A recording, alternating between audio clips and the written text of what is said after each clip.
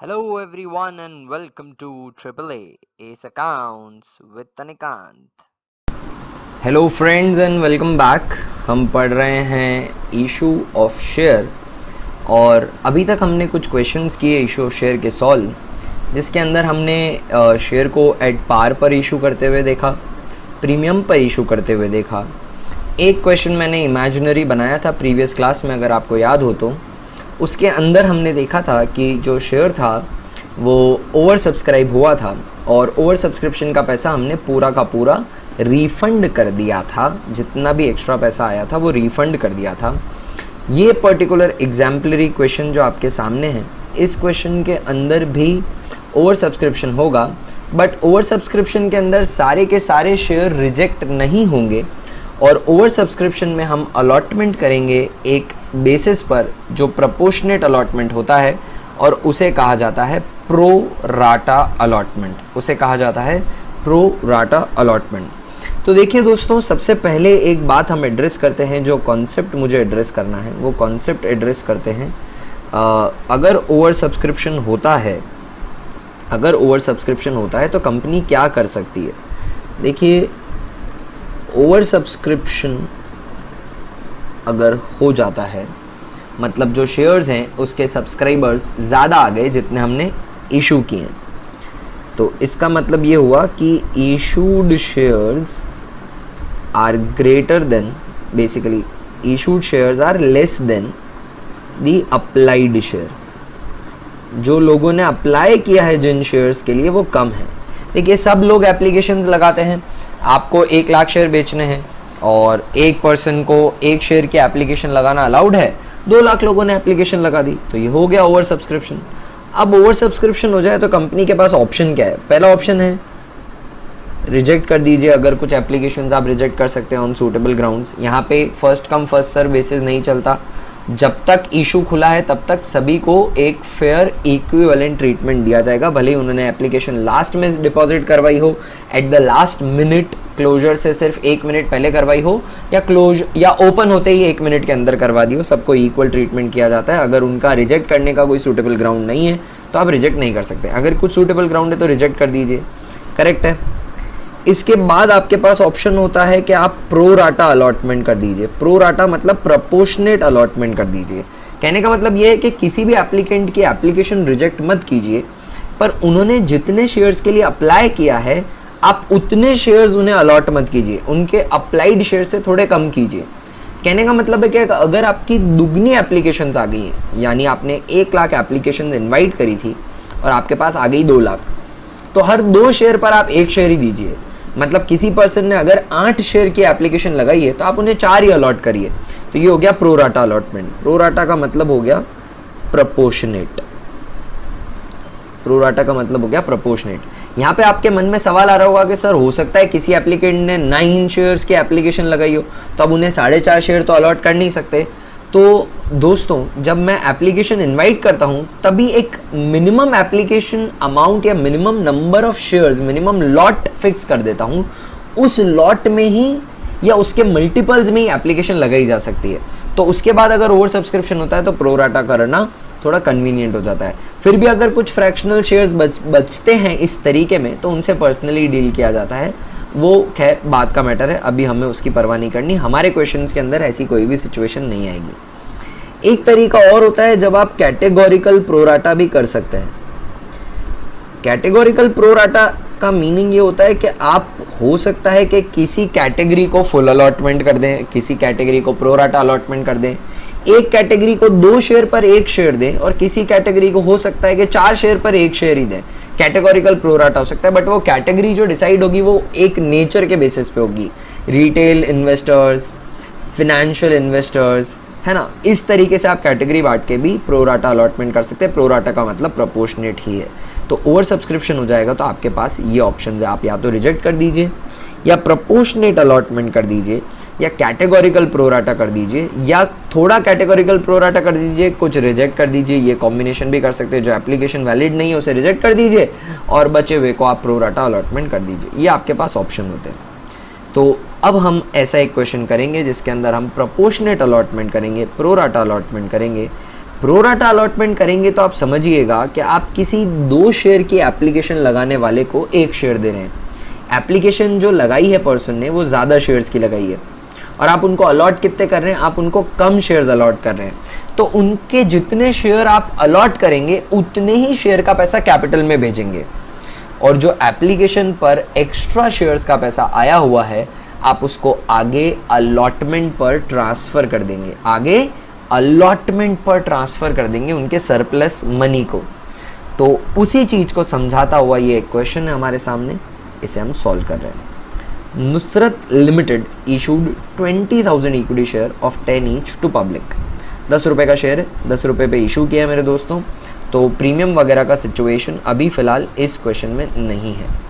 Applications were receive for 30,000 share. आप समझिएगा कि हमने इशू किए थे 20,000 शेयर्स और एप्लीकेशंस जो आ गई हैं वो 30,000 शेयर्स की आ गई हैं। तो पहले ये सिचुएशन समझ लीजिए। एप्लीकेशंस रिसीव्ड जो हैं वो हैं 30,000 and they are greater then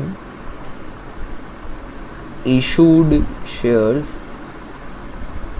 they are greater than issued shares which are 20,000, which are 20,000। I hope ये सिचुएशन आपको क्लियर हुई होगी, है ना दोस्तों।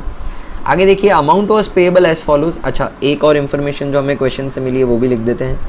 Face value is equal to issue price is equal to 10, which mostly would be the case. Face value तो 10 ही होगी, issue price at premium भी हो सकता है। पैसा किस तरीके से आ रहा है, एप्लीकेशन पे 3 रुपये, तो ये भी हम लिख लेते हैं। It will come in handy in the question. Application, allotment, आगे है first call and final call. First call and then final call. पैसा कैसे कैसे आ रहा है ये भी देख लेते हैं। एप्लीकेशन पे 3 रुपये आ रहे हैं, अलॉटमेंट पर भी 3 रुपये आ रहे हैं, और 2-2 रुपये की दोनों कॉल्स हैं। 2 रुपये की फर्स्ट कॉल है, 2 रुपये की फाइनल कॉल है। Very convenient. Applications for 28,000 shares were made pro rata allotment. 28,000 share को हमने प्रो राटा अलॉट किया। कितनों को किया, 28,000 शेयर्स को प्रो राटा अलॉटमेंट किया, प्रपोर्शनेट किया, यानी 28 मांगने वालों को आपने 20 दिए। और रिमेनिंग का क्या किया, remaining applicants were rejected, remaining applicants was refunded, उनका पैसा आपने रिफंड कर दिया।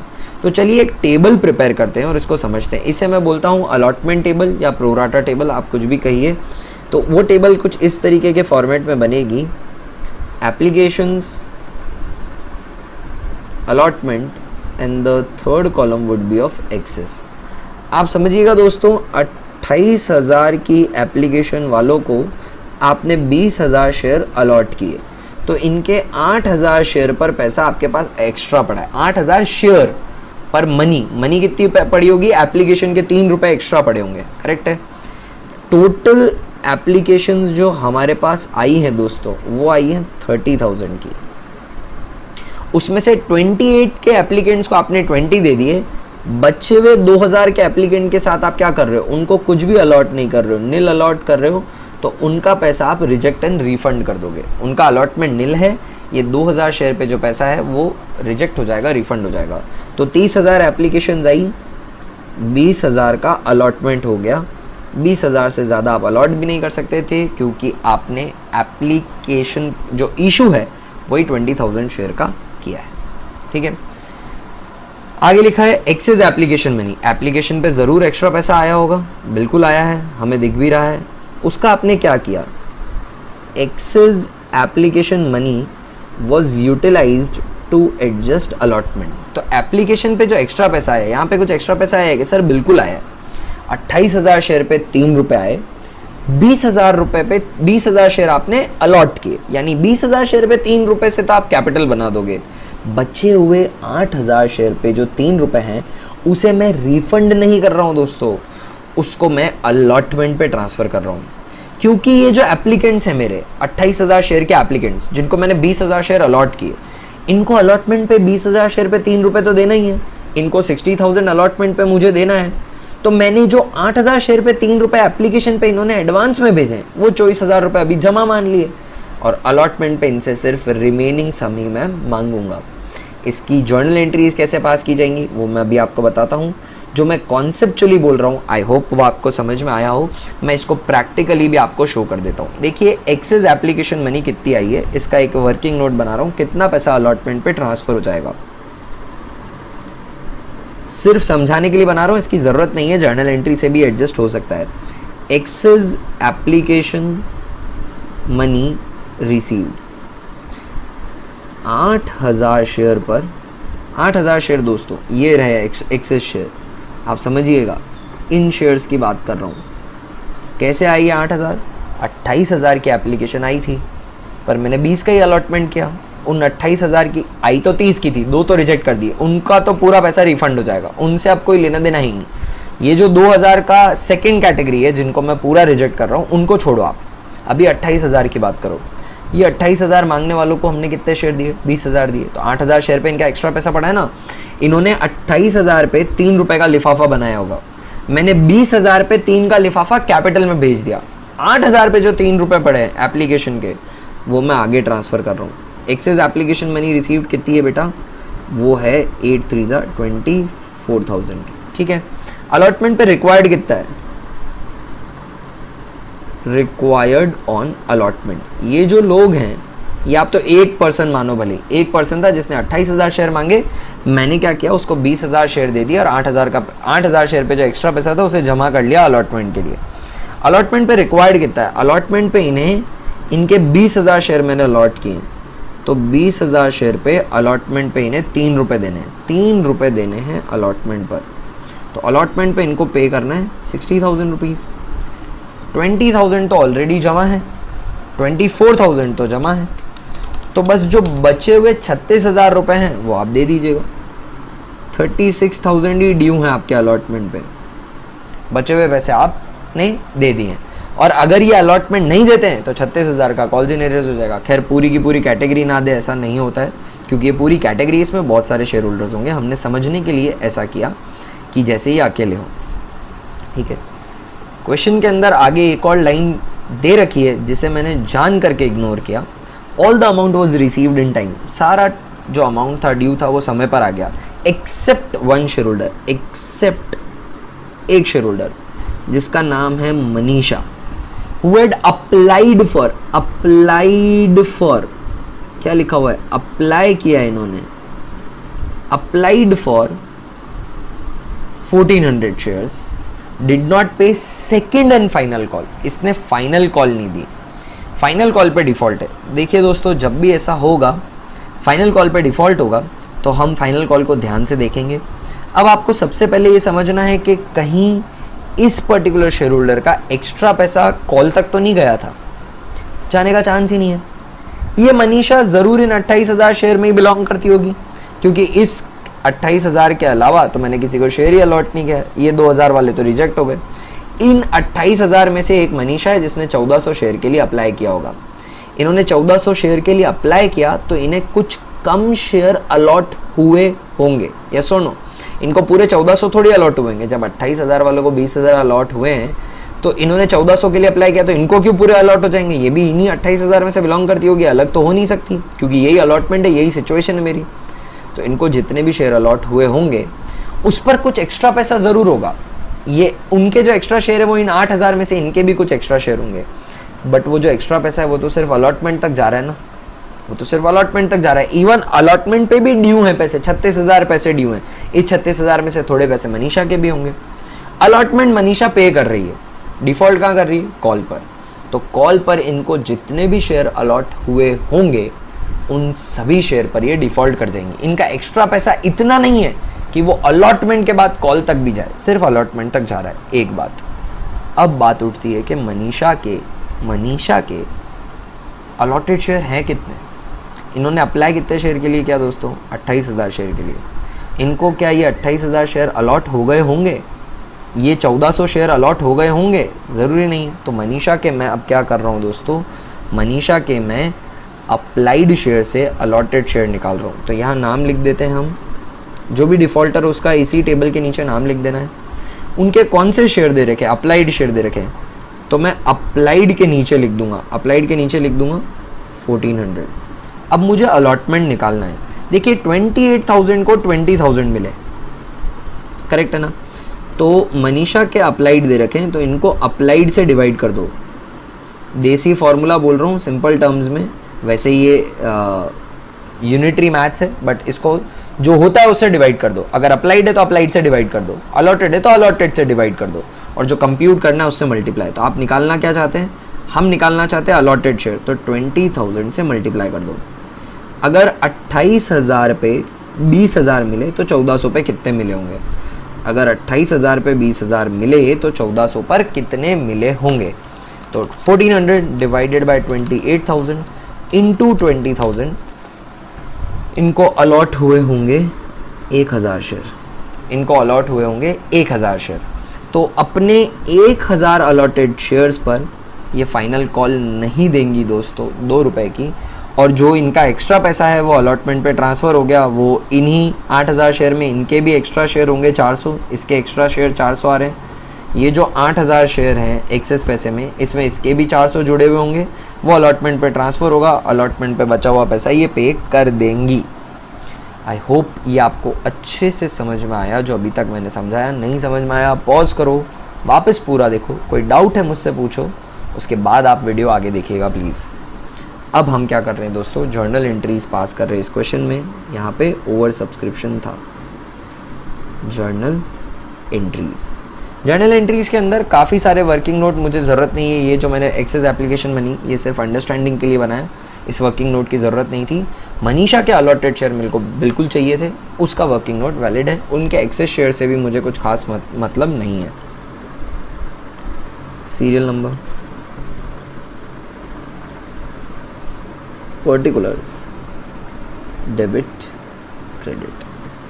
फर्स्ट जर्नल एंट्री डालनी है, bank account DR to share application account. Bank account DR to share application account. दोस्तों एप्लीकेशन कितनी आई है? एप्लीकेशन 30,000 शेयर्स की आई हैं। जब एप्लीकेशन आई थी तब आपको नहीं पता था कि आप 2,000 रिजेक्ट करेंगे, एक्स्ट्रा पैसा भेजेंगे। एप्लीकेशन एक बार आप पूरी रिसीव करेंगे। 30,000 शेयर पर एप्लीकेशन के 3 रुपये मैं यहाँ लिख रहा हूँ। तो 90,000 की एप्लीकेशन हमें रिसीव हुई। आई होप ये आपको अच्छे से समझ में आया। 90,000 की एप्लीकेशन हमें रिसीव हुई है, ठीक है। अब एप्लीकेशन का पैसा हम अपोर्शन कर रहे हैं, तो उसकी एंट्री डल जाएगी application account DR to equity share capital account. Reject कर रहे हैं, उधर आ जाएगा टू बैंक अकाउंट, और एक्स्ट्रा पैसा अलॉटमेंट पर भी भेज रहे हैं, उसका आ जाएगा टू अलॉटमेंट अकाउंट। अभी से अलॉटमेंट क्रेडिट हो जाएगा, अलॉटमेंट पे पैसे पहले से पहुंच गए, राइट। कितना एप्लीकेशन का पैसा है, जितना भी ऊपर क्रेडिट है उतना का उतना नीचे डेबिट होगा हमेशा, क्योंकि उसे ही अपोर्शन करना है। कैपिटल कितने से बना सकते हो आप? जितने आपने इशू किए सिर्फ उतने शेयर से। तो 20,000 शेयर पर एप्लीकेशन का पैसा जो है 3 रुपये, इतने अमाउंट से आप कैपिटल बना दीजिए। इससे ज़्यादा आप कैपिटल बना नहीं सकते।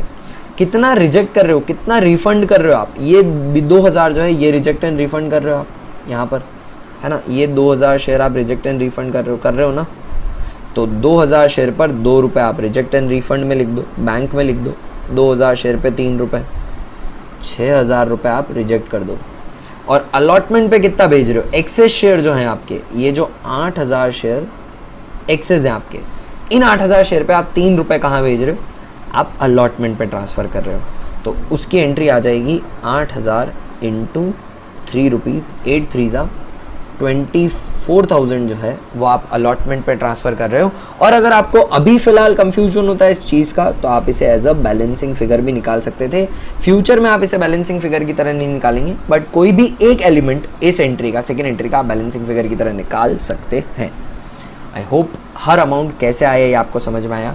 Access shares multiplied by application money, allotment का ट्रांसफ़र मिलेगा।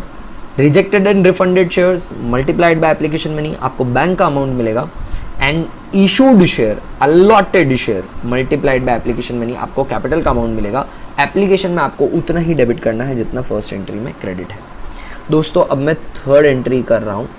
देखिए एक्स्ट्रा पैसा आ गया है अलॉटमेंट का, वो मनी रिसीव्ड है, बट अलॉटमेंट ड्यू तो मैं पूरे अमाउंट से करूँगा ताकि मैं एडवांस में आए पैसे अपोर्शन कर सकूँ। तो अलॉटमेंट ड्यू करने की जो एंट्री होगी वो फुल अमाउंट से डलेगी। आप पैसे रिसीव हो गए इसका मतलब ये नहीं कि उसे ड्यू नहीं करवाएंगे, ड्यू आप पूरा अमाउंट करवाएंगे। तो थर्ड एंट्री जो है वो अलॉटमेंट ड्यू करने की दोस्तों, वो एंट्री डलेगी allotment account dear to equity share capital account. Allotment आप पूरे अमाउंट से ड्यू करवाएंगे। कितने शेयर्स हैं? 20,000 शेयर पर अलॉटमेंट का पैसा जो है दोस्तों वो है नीचे लिखा हुआ है हमने, अलॉटमेंट 3 रुपये का है, तो पूरे 3 रुपये से आप ड्यू करवाएंगे। ठीक है दोस्तों, तो ये 60,000 पे अलॉटमेंट ड्यू हो गया, राइट। फोर्थ जर्नल एंट्री हम पास कर रहे हैं। Fourth journal entry allotment receive करने की, यहाँ पर एंट्री करेंगे bank account DR to allotment account. हमें पता है दोस्तों, हमें पता है कि अलॉटमेंट का थोड़ा पैसा पहले ही आ चुका है। अलॉटमेंट पे एक्चुअली पैसा रिसीव कितना होगा? हमें 36,000 रिसीव होगा, क्योंकि 24,000 जो एक्स्ट्रा पैसा था वो मैंने अलॉटमेंट पे भेजा हुआ है। देखो ये 24,000 यहाँ पे मैंने अलॉटमेंट पे पहले ही भेज दिया है।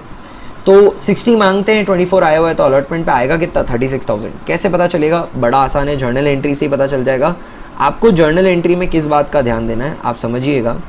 जितना अलॉटमेंट यहाँ पर, ये जो अलॉटमेंट है सेकेंड एंट्री में क्रेडिट है, ठीक है ना, सेकेंड एंट्री में क्रेडिट है, और थर्ड एंट्री में अलॉटमेंट डेबिट है। थर्ड एंट्री में अलॉटमेंट डेबिट है। आपको फोर्थ एंट्री डालते वक्त करना है 3 - 2, third entry minus second entry. तो थर्ड एंट्री के अंदर कितने से डेबिट है दोस्तों? 60,000 से डेबिट है, इतना आना चाहिए। बट सेकेंड एंट्री के अंदर 24 से वो ऑलरेडी क्रेडिट है, तो 24 ऑलरेडी आ चुका है। तो 60,000 माइनस 24,000 आप यहाँ पे बैलेंसिंग फिगर लिख देंगे 36,000 बैंक में आपको रिसीव होगा। और अगर यहाँ पे कोई डिफ़ॉल्ट करता तो कॉल्स इन एरियर्स बुक कर देते, अगर करता तो, और उसकी कैलकुलेशन थोड़ी डिफ़िकल्ट होती, पर वो फ्यूचर की बात है, उसकी चिंता आप फिलहाल मत करिए। तो bank account dear to allotment account, remaining पैसा मैंने बैंक पे रिसीव कर दिया, यहाँ किसी ने भी डिफ़ॉल्ट नहीं किया है। फिफ्थ एंट्री मैं कॉल ड्यू करवाऊँगा दोस्तों। यहाँ पर फर्स्ट कॉल है फिर फाइनल कॉल है, तो फर्स्ट कॉल ड्यू करवाऊँगा, उसकी एंट्री डल जाएगी फर्स्ट कॉल अकाउंट डियर। जो हमारा डिफ़ॉल्टर है मनीषा जी, उन्होंने सेकंड एंड फाइनल कॉल पे किया है, तो first call account dear to equity share capital account. First call due कर देते हैं। फर्स्ट कॉल ड्यू हो जाएगी सारे शेयर्स पर, क्योंकि फर्स्ट कॉल पे कोई एडवांस पैसा नहीं पड़ा है, और भले ही एडवांस पैसा पड़ा हो तो भी ड्यू हम सारा करवाते हैं। 20,000 शेयर पर 2 रुपये से फर्स्ट कॉल ड्यू हो जाएगी। 20,000 शेयर पर 2 रुपये के हिसाब से 40,000 रुपये की फर्स्ट कॉल ड्यू हो गई दोस्तों। अब इसे रिसीव करेंगे। यहाँ पे कोई एक्स्ट्रा पैसा नहीं पड़ा है पुराना हमारे पास, और कोई डिफ़ॉल्ट भी नहीं कर रहा है यहाँ पे, तो एंट्री डल जाएगी bank account DR to first call account 40,000 rupees. I hope आपको नरेशन समझ में आ गई है। अगर नरेशन समझ में नहीं आती है, do ask me, I will let you know, है ना। किसी की नरेशन, मिनिमलिस्टिक नरेशन लिखनी है, being first call due, being first call received. Seventh entry जो डलेगी दोस्तों, अब हमें फाइनल कॉल को ड्यू करवाना है, तो उसकी एंट्री डल जाएगी, फाइनल कॉल ड्यू करवानी है। यहाँ पर फाइनल कॉल ड्यू करवाने की जो एंट्री डलेगी वो डलेगी second and final call account DR to equity share capital account. Call due करवाते वक्त हमें नहीं पता कि मनीषा हमें पैसे नहीं देगी। मनीषा हमारी शेयर होल्डर है, मनीषा की लाइबिलिटी है कि उसे फाइनल कॉल पे ये जो 2 रुपये बचे हैं, फाइनल कॉल जो 2 रुपये की है उसकी लाइबिलिटी है, उसे पे करना ही है। अब वो पे नहीं करती, दैट इज़ हर चॉइस, है ना। बट उनको फाइनल कॉल पे करना ज़रूरी है यहाँ पर, है ना। तो अगर वो पे नहीं करती है तो उनके शेयर फोरफीट कर लिए जाएंगे, वो बात की बात है। फॉरफीचर कैसे करते हैं, फिर री इशू कैसे करते हैं, वो हम फ्यूचर क्लासेस में देखेंगे। अभी सिर्फ डिफ़ॉल्ट बुक करना है मुझे उनका। तो फाइनल कॉल एक बार मैं पूरी ड्यू करवाऊँगा 20,000 शेयर पे 2 रुपये से।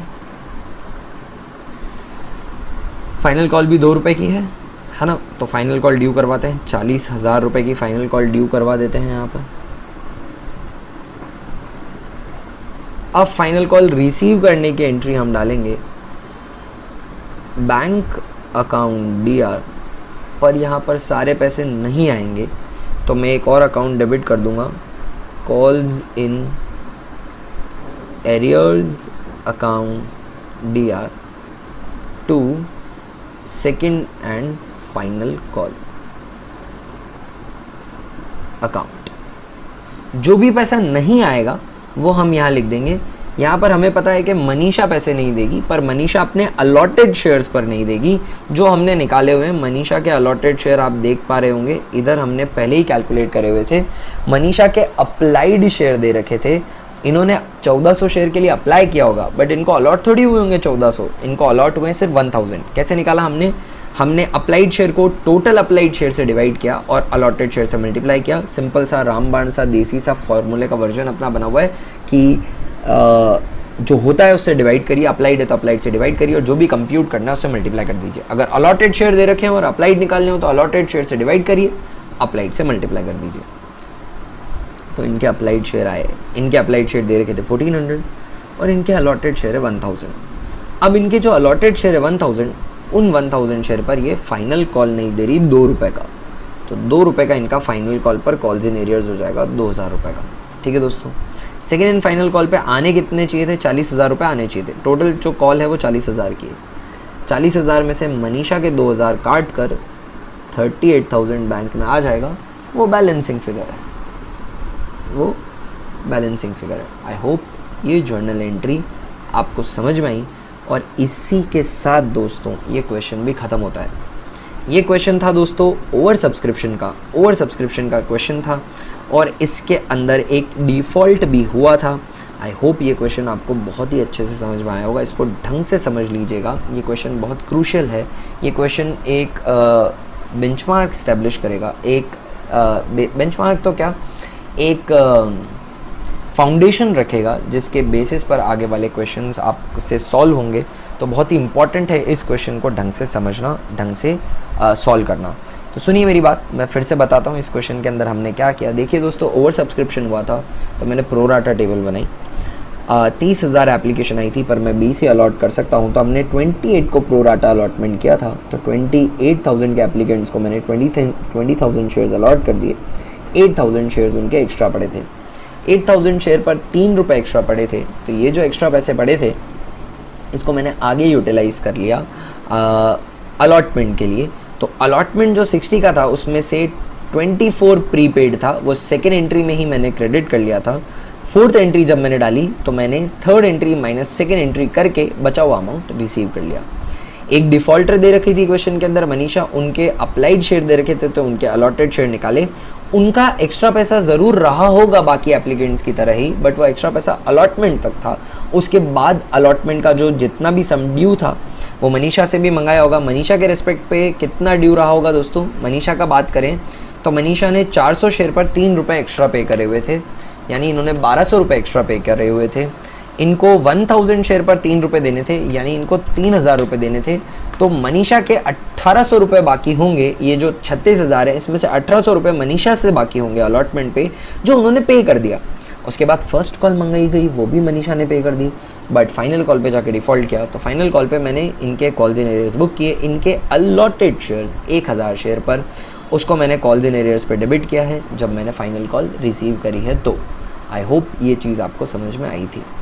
प्रोराटा टेबल बनानी होती है, ये वर्किंग नोट की खैर ज़रूरत नहीं थी, excess application money receive. But अगर कोई एक्स्ट्रा शेयर अप्लाई करने वाला, मतलब एप्लीकेशन के अगेंस्ट कम शेयर अलॉट हों, वो ऐसी जगह डिफ़ॉल्ट करे जहाँ पे सरप्लस पैसा ट्रांसफ़र हो रहा है। यानी मान लीजिए मनीषा ने डिफ़ॉल्ट किया होता अलॉटमेंट पे, तो फिर मुझे पता करना पड़ता कि आखिर अलॉटमेंट पे मनीषा के एक्चुअली बाकी कितने हैं, तब मुझे वर्किंग नोट बनाना पड़ता। क्योंकि मनीषा ने एप्लीकेशन पे कुछ एक्स्ट्रा पे किया है। उन्होंने एप्लीकेशन 1400 शेयर की लगाई थी, पर मैंने 1000 शेयर ही अलॉट किए, तो उनके 400 शेयर पर 3 रुपये एक्स्ट्रा पड़े होंगे।